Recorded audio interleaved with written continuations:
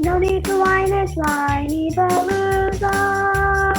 Have some wine and join us on the Whinypaluza podcast with Rebecca Greene. Welcome to the Whinypaluza podcast. I'm your host, Rebecca Greene. I'm a wife, mother of 3, and licensed clinical social worker. I also have 3 fur babies at home too. My passion has always been to help children and their families. I always dreamed of being a wife and a mother. Parents are always learning through their struggles, failures, and successes and joys.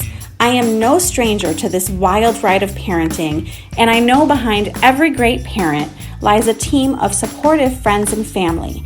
I want to be part of your support system. I want you to know that you are not alone. We are in this parenting world together. Join me every week for insightful discussions with experts on parenting and marriage, as well as other parents who have found the secret to successes in parenthood. You'll learn tips and tricks to make life with your family better than ever. I hope you will follow along with me while we dive into what it takes to achieve a happy family. Hello, everyone. This is Rebecca Greene for the Whinypaluza podcast, and I am very excited today to have Josephine Atluri with us today. Thank you, Josephine, for being here. Thanks so much for having me on your show. I'm so excited to be here. I'm so excited to have you, and your topic is so needed. She is an expert in meditation and mindfulness, helping thousands of people overcome adversity to find joy. A graduate of the University of Chicago, Josephine coupled her consulting background with her passion for total wellness to become certified as a meditation coach and teach corporate mindfulness. Plus, her experience creating her modern-day family of 7 children, oh my goodness, via in vitro fertilization, international adoption, and surrogacy, inspires her work as a highly sought-after fertility and parenting mindfulness coach. Atluri hosts a popular podcast, Responding to Life, talking health, fertility, and parenthood, where she interviews guests on their inspiring responses to life's challenges. Her parenting mindfulness expertise and fertility advocacy work has been featured in the LA Times, Motherly, MindBodyGreen, The Bump Prevention, Well+Good, and Women's Day. She is the author of Mindfulness Journal for Parents and the forthcoming 5-Minute Mindfulness for Pregnancy, Simple Practices to Feel Calm, Present, and Connected to Your Baby, coming in the spring of 2022. Well, that is very impressive. Thank you. This is a topic we all can benefit from. Everybody needs to be more mindful in their life and practice meditation. But I would love to start with finding out what inspired you to become an expert in mindfulness and meditation. Mm-hmm. Yeah, no, that's a great question. I joke about it, but it's actually pretty true. I joke that it's because of the children that it led me to try and seek some inner calm, because I felt like I was in the eye of the storm, or I felt like I was constantly surrounded by chaos. And I felt like it was pulling me in. And so if you think of the eye of a storm, it's pretty calm and quiet in it inside that funnel. And so that was what I wanted to be like. And that is definitely what I achieved once I started to dabble in mindfulness and meditation for myself. And then once I took it a step further and received my certification and training, it definitely did become that on a day-to-day basis. And after I saw how it was working for me, I just felt called to try and help other parents, especially as I increased number of children, and people kept asking me, like, how do you do it? How do you do it? Well, this is definitely one of the ways. Well, that sounds like a fabulous answer and makes so much sense, because every mom I talk to is so stressed out. And, it's such a busy time of year. We're all juggling so much. Can you help parents build mindfulness and meditation into our days? What can we do? Yeah. That let me backtrack a little bit in terms of what mindfulness is. And people Yes. think that it just means meditation, but it doesn't. Meditation is one of the modalities under this big umbrella of mindfulness. And so mindfulness is awareness. It's an awareness of yourself, your body, your mind, your emotions. It then extends to an awareness of your environment, and then an awareness of your interactions with other people, like how the people are coming towards you, what their feelings are, and just being present to them, right? And that extends to being present for your family, for your children. And so when you think about it in that regards, then it can be applied to so many things in our lives. It doesn't have to be just like a time where you go off and sit in silence and meditate. Mindfulness can then be a way of life, which is how I like to advise it to be, where you incorporate it into everything that you do so that it makes you, it enriches your life, because now you're being present to it and you're aware of everything that's happening, versus as moms, instead of running on autopilot, multitasking, and not really being present for each thing that's happening.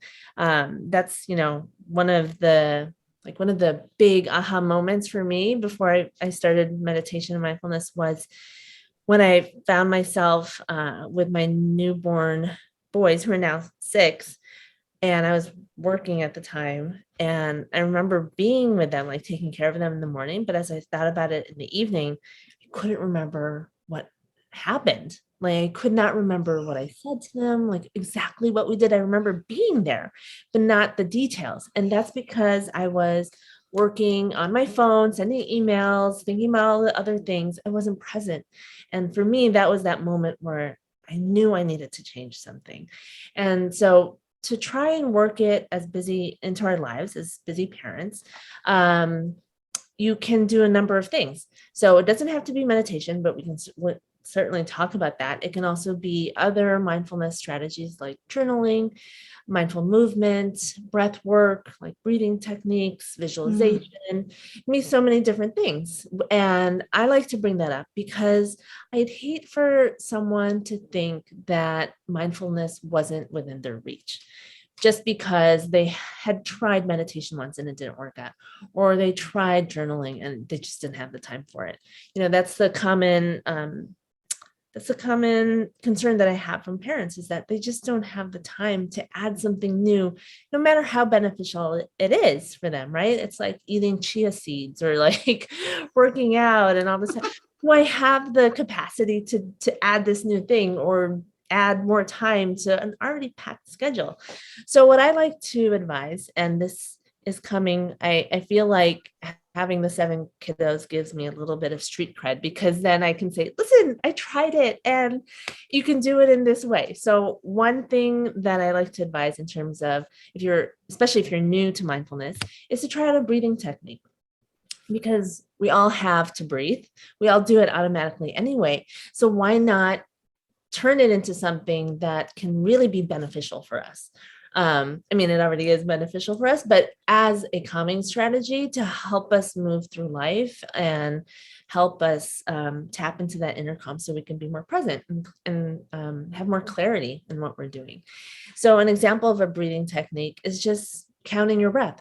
So counting your inhale, say for 4 seconds, and then exhaling, say for 6 seconds. And hopefully you were counting on your own. And you can keep doing this as we're talking.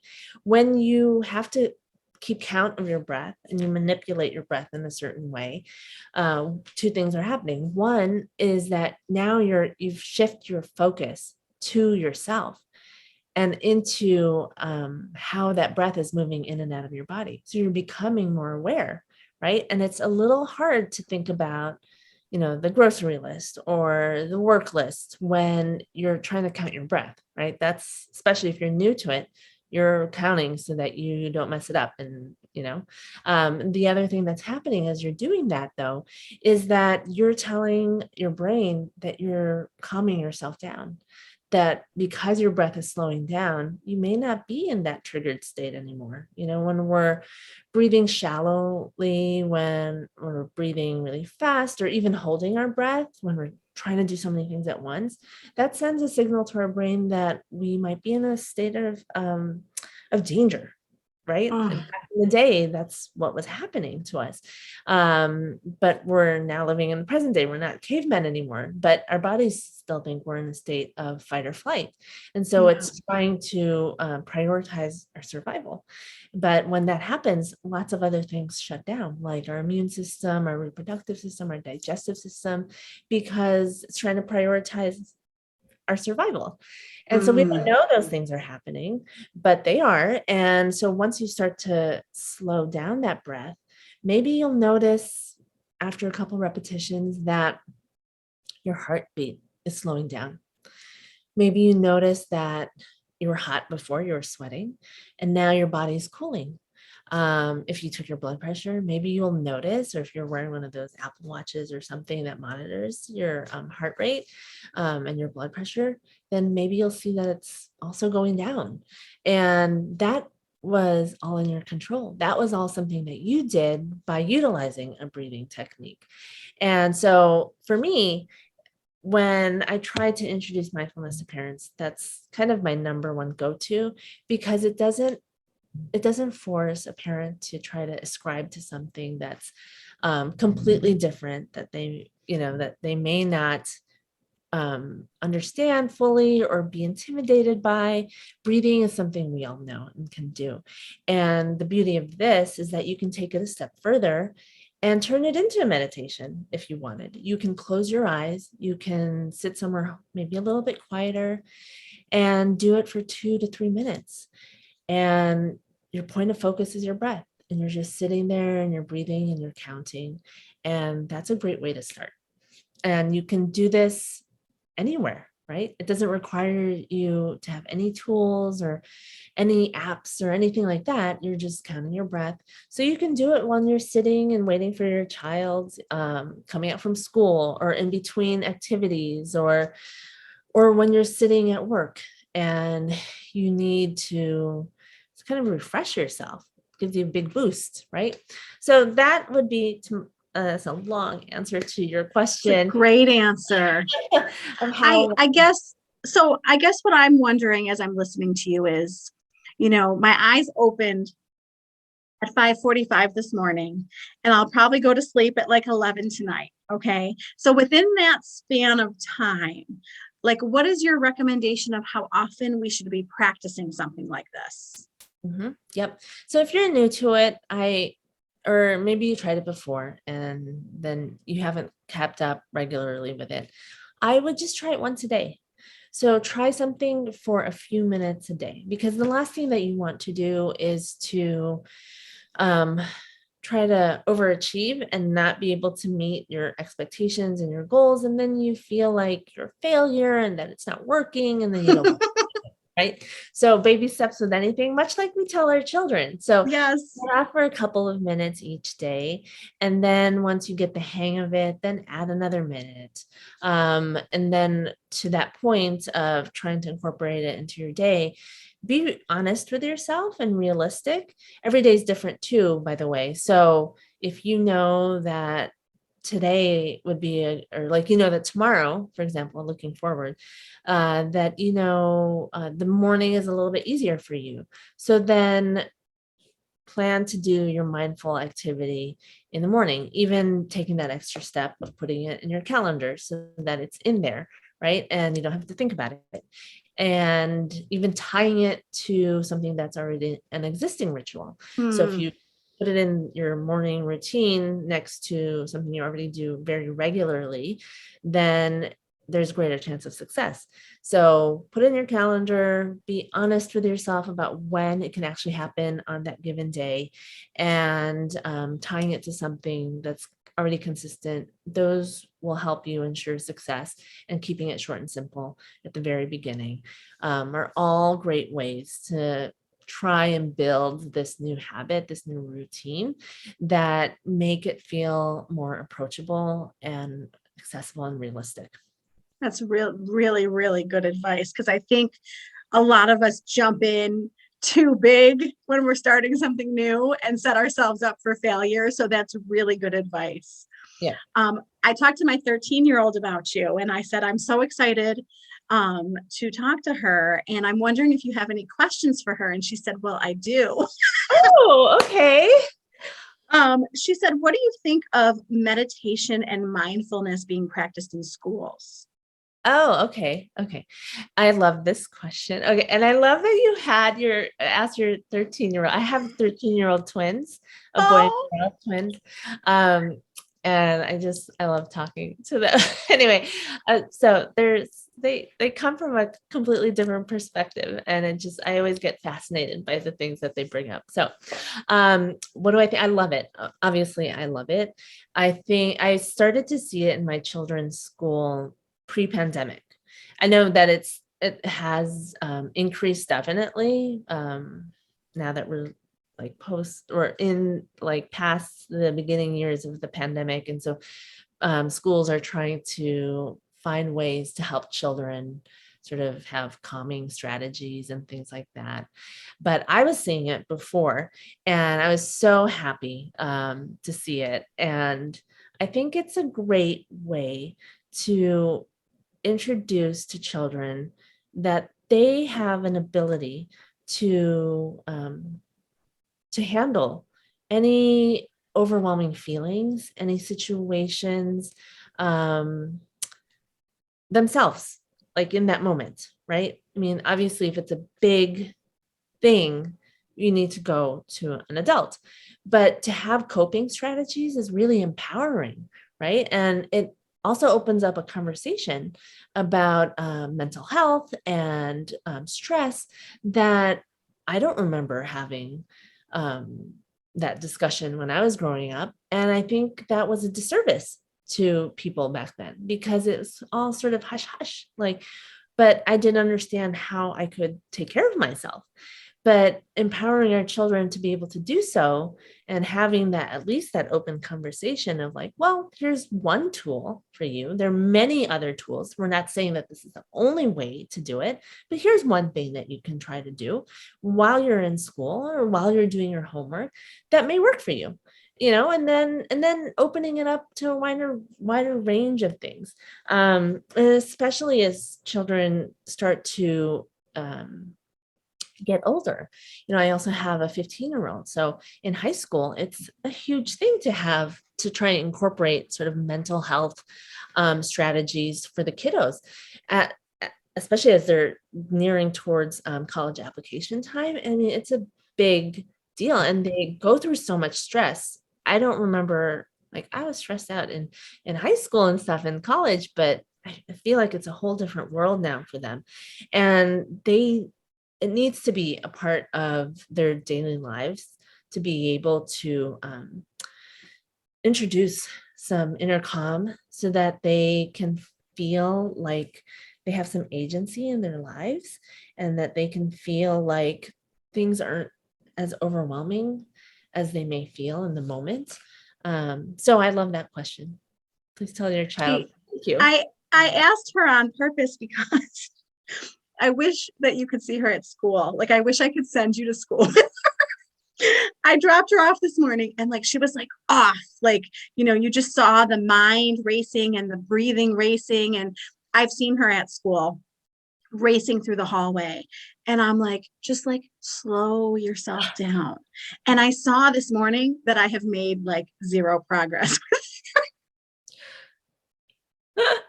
So I definitely need to work on this for her to like slow herself down. Yeah. Like whether she's in the hallway or about to take a test, like I would love to see her have more of an inner calm. Yeah. Yeah. No, I totally understand where you're coming from. I feel like it just keeps getting worse, right? With age. And one thing that, at least for for any age, really, one thing I tell parents is that our children are always looking to us and kind of take cues from us, whether we realize it or not. It doesn't matter the age of the child. I have children from like they're almost 1 to 15, and Oh, all of them are really watching what me and my partner do. And so for example, like my 6-year-olds, they will see me meditating. They used to walk in and see me, and then it just would be like this normal thing, right? And they would see me, perhaps the other older kids would see me in a very frustrating situation. LA traffic, I'm driving, I'm really stressed, and they'll see me utilize a breathing strategy right there in the moment, like deep breathing. Like it's very noticeable because I'm like, the exhale is loud and it's really long and like all this stuff. And so it becomes normalized for them. And they get to see that this is how mom is, this is how she's coping. This is how she is trying to calm herself down, and it's working for her. And so this may be something that I can do or I can try. And it doesn't become so taboo or so weird or like woo-woo, as people call it. It's within their reach, and it's a way that has worked for their own parent. And so now I see it. I see them in various capacities and degrees using those same strategies, which every time I see it happening, I'm like, yeah. I know it's such a success as a parent when you see your children do something that you've been like hoping for and trying to model for them. So I will model this. I'm on it. This is so good for me because I'm going to slow myself down, and I hope that it's going to ripple to Ella. Yeah. And not to put pressure on yourself, right? I Yeah. think that's a huge piece of it, is just the weight of expectations for parents, is that we carry so much of like, we're Yes. supposed to be doing this. We should be doing this. Do it for yourself. And then it'll start to feel good, and it will ripple out, hopefully. For sure. For sure. Now you have 7 children. You've mentioned some of them. Can you tell us all of their ages and then tell us how on earth you are balancing all of this? Yep. So my eldest is 15. We adopted him from Kazakhstan. And then my next ones are boy-girl twins who are 13. And then I carry them through IVF. And then the next set are twin boys who are 6. And that was our first time partnering with a surrogate. And then my very last set of twins, so 3 sets of twins, 1 of each kind, are girls, and they're turning 1 on Friday. And we partnered with a different surrogate to bring them into what I call our modern day family. So it is a little crazy over here. I don't know if you noticed, I was huffing and puffing when I came onto the Zoom, because it's 7:30 here, and it was like I had to get everyone out of the door except for the babies, and so it's a little chaotic. But to answer your question, because I get it all the time, I'm like, how do you do it? Because I'm working and I'm raising all these kiddos. And I mean, one of them is it takes a village. So I'm fortunate that I have a lot of help. And I think that shouldn't be sort of like looked over, because that's a huge reason why I'm able to do what I'm able to do. And I am a huge planner. I used to, like, before, like a Renaissance woman, because I've had so many different careers. Like I just love to try different things. So at one point in my life, I did have an event planning company. And so I'm really very meticulous about detail, which is why actually I thought I never could meditate. So I hear this from people all the time. Oh, I can't meditate. I can't shut off my mind. Like I'm the queen of lists, and I'll stop them right there. I'm like, you are not the queen of lists. I am, because I used to plan weddings down to 5-minute increments. And so like, that's just how my brain works, but I'm able to do it. So you can do it too. Right. But yeah, so, help, like it takes a village, a lot of organization, a lot of mindfulness, and a lot of letting things go.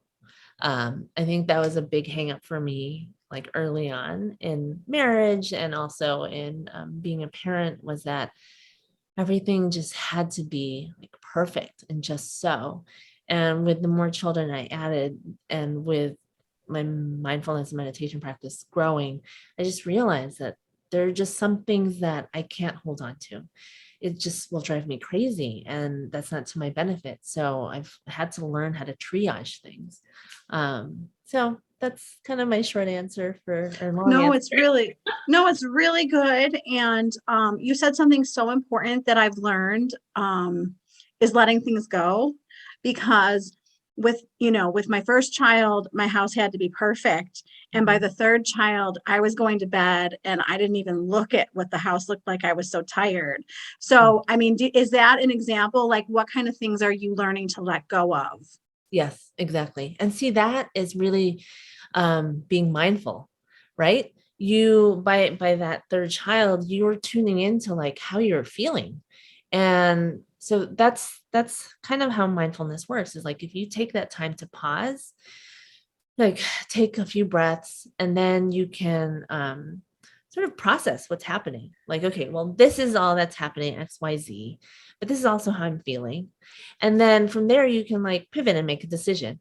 All right, I could stay up and clean this house because it is a mess. If I really take a look, turn on all the lights and just a mess, or I can honor how I'm feeling right now, which is exhausted and I need rest, and make that choice. But you are doing so from a place of clarity and awareness, versus reverting to that autopilot state of where you're just trying to like do everything. You're just doing everything and trying to also live up to these expectations. But yeah, to answer your question, like that's how it kind of unfolds for me as well. It's deciding, do I really need to clean that up or not? Do I really need to do this extra thing with my child or for my child? Do they even really want to do it? And I like force it. So it's a constant conversation in my head of like asking myself, do I need to do this? Do I need to do that? Is this serving me? Am I being truthful to myself in terms of how I'm feeling? What am I feeling in this moment? How is this making me feel? Like a ton of questions, right? But that's really leading you into just to be aware. Like that's you being aware of what's happening and trying to get at the root of like what that situation is. If it's based on expectations or need, and what is really important in that moment. So I really appreciate you explaining that, because I had no idea that was an example of mindfulness. So I'm feeling proud of myself right now because I didn't know that. Well, you were tuning, hopefully you were like really witnessing, right? And it was in that moment you thought to yourself, I am feeling tired. I'm exhausted. I don't want to do this right now. And so like imagine taking that a step further and like always living in that capacity of awareness. I mean, it would just it would benefit you and your family so much. I know. I'm laughing because the eye doctor was like, have you been noticing that your contacts were bothering you? And I was like, well, yeah. And she was like, can you start listening to your body a little bit more? Like your body was saying, give yourself a break, and you weren't listening. So that I could have been more mindful with my contacts. So you have 3 sets of twins. I mean, we have to talk about this. Okay. I'm sure you have tips for mothers with twins. How on earth, like, give us some twin tips. That's amazing. Oh yeah, twin tips. It's so weird because now it just seems like that's how you're supposed to have kids. Wow. I can't imagine. Like, and that's how my husband and I operate. I think one big thing is to take into account that they're different. Yeah. So with twins, it's really easy to kind of rope them as a unit. And I'm not talking just about like having 2 separate birthday cakes, which I've read is like a huge thing. Like, oh, growing up, we always only had 1 cake, but we're 2 people. But you can extend that out further into not roping them together, even though it's so much easier. It takes a moment of that, just that pause to remember, okay, this person has these specific needs, and be aware of that and operate from that point of view. And this twin has their own set of needs, and it's different. It takes a little bit more time, obviously, and it takes some juggling because you kind of need to separate and take time for each.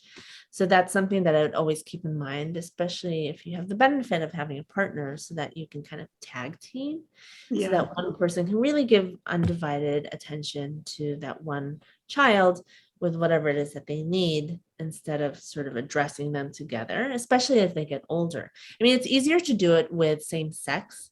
You can fall into that trap so much easier. Definitely. For us, with our older ones, it was boy and girl. So after they got to a certain age, more recently because of adolescence, is that their needs and situations have started to just really shift. Teen boy, teen girl, just a little different. And so just naturally, we've had to sort of tackle them separately.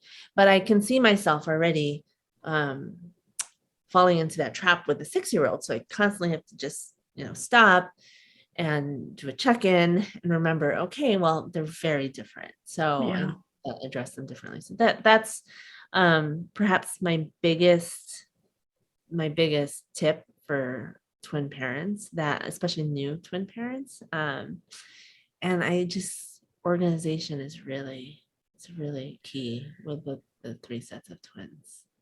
Yeah, organization, I think, is the key to a lot of success in life, is what I am figuring out along the way.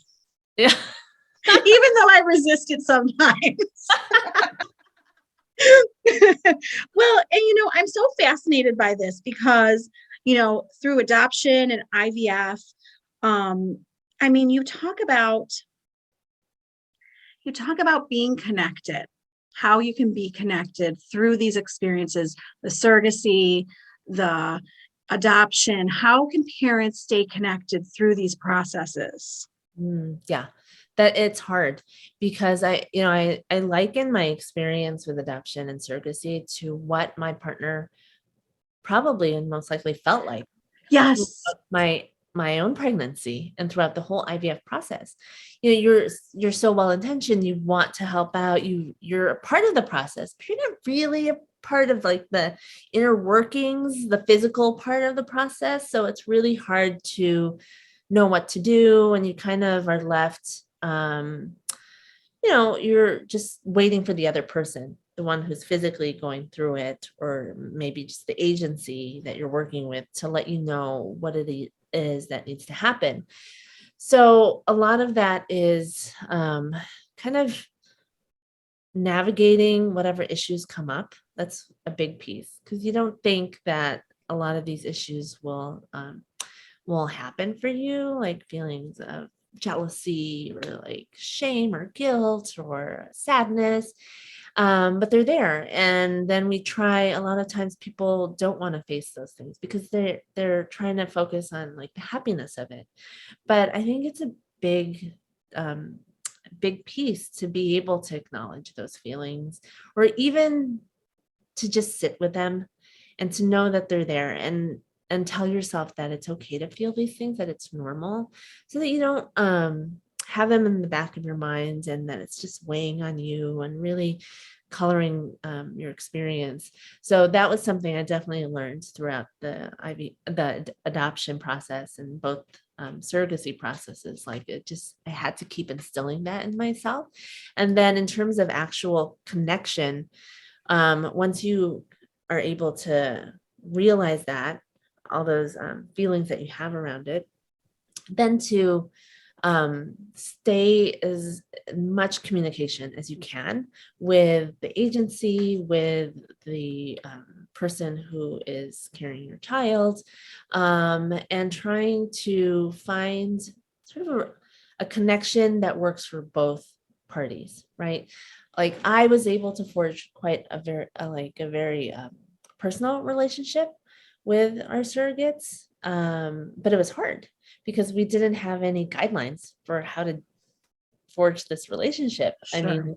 I mean, but it took some time, and definitely once they became pregnant, it was a lot easier to do because we had something to talk about and something to sort of monitor and all this stuff.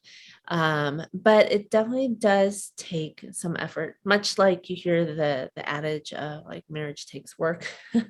Well, forging these like connections and these relationships when it involves a third party to create your family also requires that same amount of communication and work. That makes so much sense. It's another relationship. Mm-hmm. Yeah. Right? It's another relationship that you're staying connected to and putting the work into. I mean, your whole journey is so fascinating to me. I can't believe everything you've been through. I can't believe that you're raising 7 kids, because I find 3 kids to be a lot. Oh, it's a lot. When we went from 1 to 3, I was like, I know. It's like going from 1 to anything is like you're trying to learn how to like juggle it. Yeah. But I mean, I could talk to you all day, but tell us what, if there's anything else that you would like to share that I didn't think to ask you. Just one thing is, especially with May is like maternal mental health awareness and all this stuff, just to give yourself some grace. And Yes. a tenet of a big pillar of mindfulness is about judgment and not judging yourself or the experience as you're trying it. So when you are able to sort of push the judgment aside, you can really allow the experience to unfold. And the same can be said for just motherhood in general and parenting in general. If we are able to give ourselves some grace and compassion, just like we're telling our own children, then we can really just be open to whatever happens, be vulnerable to whatever happens, and beauty comes out of that. I love that so much. Can you please tell everyone where to find you and your books? Yeah. So my website is jatluri.com, Jatluri. You can find my books, Mindfulness Journal for Parents, and the new one, which is 5-Minute Mindfulness for Pregnancy, both on Amazon. But if you wanted to purchase the online companion course, you can do that on my website. And that's for people if they feel intimidated by trying out any of the practices in my book. A lot of them on the online self-paced course, I'll guide you on it in like a video format. So you're not just out there trying to do it by yourself. And then you can also connect with me on my podcast, Responding to Life, Talking Health, Fertility, and Parenthood. And then on Instagram, I'm on there daily offering mindfulness tips, parenting, inspo, you name it. So I'd love I'm going to go find you right now, because I need mindfulness and parenting inspiration every day. And I can't thank you enough for joining me. I absolutely loved talking to you. Oh, same here. Thank you so much for this opportunity. I feel so much more peaceful than when I started. When I started, I was like, let's go. And now I'm like, okay, I'm calm. Oh, that's great. You can model it for your daughter. I'm going to go model it, because I'm going to go pick her up for the orthodontist. Oh, that's right. Yeah, that's right. Yes. Yeah, you can practice. So thank you so much. This is Rebecca Greene, reminding everyone to spend every day laughing, learning, and loving. Thank you for tuning in to the Whinypaluza podcast. If you like what you heard, please be sure to subscribe so you never miss an episode. While you are there, leave a review. I love to hear your feedback. Thank you so much for listening. Until next time. This show has been produced by Market Domination, LLC. To discover how you can have your own show completely done for you and turn it into a real published book and become the authority in your marketplace, go to www.marketdominationllc.com/podcast offer.